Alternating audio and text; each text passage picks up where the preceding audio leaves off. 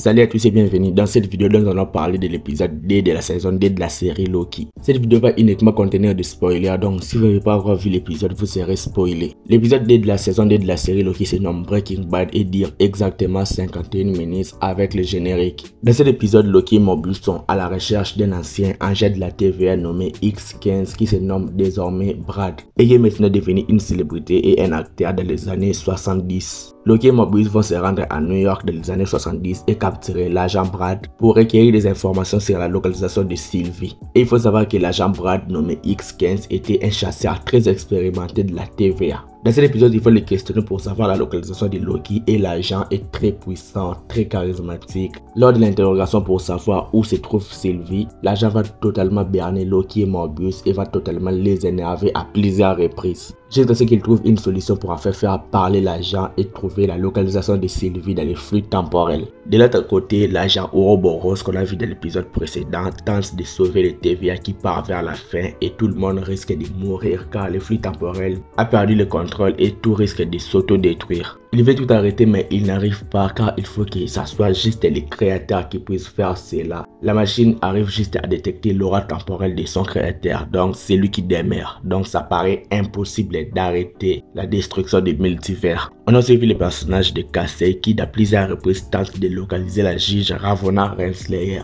Et on a aussi vu que la rébellion des Miss Ministres de la TVA a beaucoup impacté ces derniers. Loki et Mobius arrivent alors à faire parler l'agent et se rendent au McDo, là où Sylvie travaille et arrive alors à les convaincre. Mais dans cet épisode, on a découvert un Sylvie vraiment très dur à convaincre, mais Loki l'a quand même réussi. On découvre alors que les agents qui étaient partis de l'épisode précédent tentent de détruire tous les flux temporels, toutes les branches temporelles qui ont été créées à la mort de celui qui démarre, chose qui va causer des milliards de morts. Loki, Sylvie et Mobius arrivent enfin où les agents sont partis et les empêchent de détruire les flux temporels. Mais c'est trop tard, les agents ont déjà détruit toutes les branches temporelles dont ils ont causé des milliards de morts. Et les agents qui ont causé toutes ces destructions ont été arrêtés. L'agent Casey arrive enfin à localiser la juge Ravonna Renslayer. Presque toutes les branches qui ont été créées à la mort de celui qui démarre ont été détruites. Tout le monde dans les TVA reste perplexe et Sylvie rentre enfin au McDo où il travaille. Et à la fin de l'épisode, on a enfin compris que Sylvie utilise toujours les pattes temporelles de celui qui démarre. Et l'épisode se termine ainsi.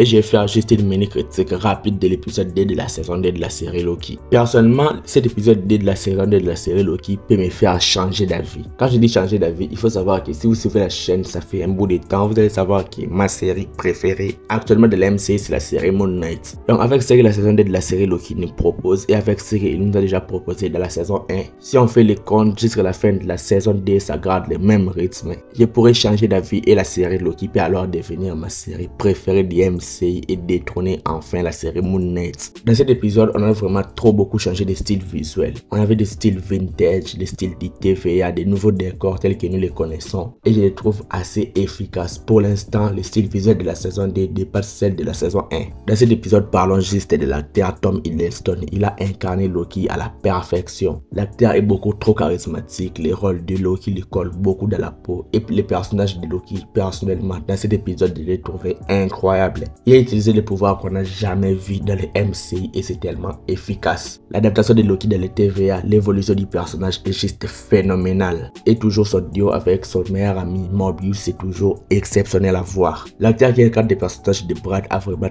très bien fait son taf. Il était pour moi le MVP de l'épisode. Pour la série Loki, le casting est toujours au top, le scénario toujours au top. Tout est très bien fait dans cette série. On ne s'amuse jamais de l'épisode. L'épisode c'est 51 minutes, mais on ne voit même pas le temps passer. Le rythme de l'épisode est très bon, on s'ennuie jamais. En fait, nous avons eu de l'action du pire MC que j'aime. J'ai passé un agréable moment devant cet épisode. Et à l'ensemble, j'ai adoré l'épisode. La musique de Loki toujours au top. La musique de cet épisode était vraiment adaptée au style visuel. Les personnages de Sylvie, c'était toujours un plaisir de le voir, même si dans cet épisode il était un petit peu énervant. L'utilisation des pouvoirs de Loki et Sylvie ensemble était vraiment cool, j'ai adoré le voir. Et je trouve la chimie entre Loki et Sylvie un petit peu cool, mais je pense que la série en fait un petit peu trop. Les personnages d'Ouroboros toujours aussi charismatiques, mais j'ai détecté un petit changement dans ce personnage. J'espère qu'il essaye de faire quelque chose que les gens n'ont pas encore découvert, même s'il y a de nombreuses théories sur quel qui pourrait être les méchants de la série, mais on n'est pas encore là.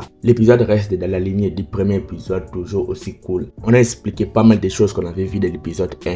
Les seuls défauts que j'ai vu dans cet épisode est que certains personnages n'étaient pas vraiment trop mis à l'avant. Il y a plein d'intrigues à développer, mais je suis sûr que la série va tous les développer. Et certains des acteurs qu'on avait vus à l'épisode 1, dans l'épisode 2, ils sont invisibles. Mais dans l'ensemble et dans la globalité, l'épisode est excellent. C'est meilleur que l'épisode 1 de la saison 2. Et pour l'instant, c'est l'épisode que j'ai préféré dans la saison 2 de la série Loki, même si on a encore 4 épisodes qui arrivent. Et la fin de cet épisode m'a donné tellement envie de voir la suite, mais on ne peut rien, on doit juste attendre le vendredi prochain. Je vais m'arrêter là. Si vous avez vu l'épisode, dites-moi donc ce que vous en pensez dans les commentaires. Like la vidéo et abonne-toi à la chaîne pour être au rendez-vous de mes prochaines vidéos. Suis-moi sur Instagram et sur Twitter, les liens sont dans la description. C'était Jonathan Geek et je vous dis qu'on se retrouve trop vite pour une prochaine vidéo.